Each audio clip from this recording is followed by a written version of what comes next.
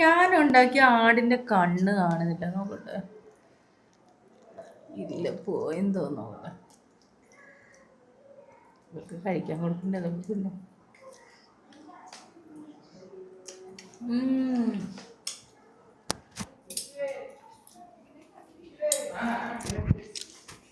ഇതാണ് എൻ്റെ ആടിൻ്റെ മസാല എന്ന് പറഞ്ഞല്ലോ, നല്ല ടേസ്റ്റ് കേട്ടോ. ഇന്ന് എനിക്ക് ഗസ്റ്റ് ഉണ്ട്, അവർക്ക് കൊടുക്കാനാണ്, എന്നാലും ഞാനത് ടേസ്റ്റ് ചെയ്ത് നോക്കട്ടെ. അപ്പം നമ്മളിന്ന് ഉണ്ടാക്കിയിരിക്കുന്ന ചിക്കൻ ഷവായ ഉണ്ടാക്കിയിട്ടുണ്ട്, ചിക്കൻ ഫിംഗർ ഉണ്ടാക്കിയിട്ടുണ്ട്.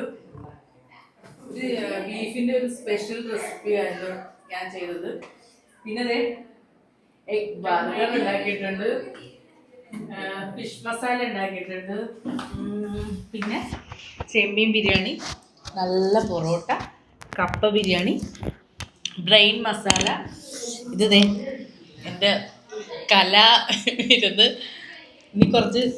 അപ്പം നമ്മളിന്ന് ഡെസേർട്ടായിട്ട് കോക്കനറ്റിൻ്റെ പുഡിങ്ങാണ് ഉണ്ടാക്കിയിരിക്കുന്നത്. നല്ല ജെല്ലൊക്കെ വെച്ച് നമുക്കിത് തട്ടിയിടാം. കറക്റ്റായിട്ട് വരുമോ നോക്കാം.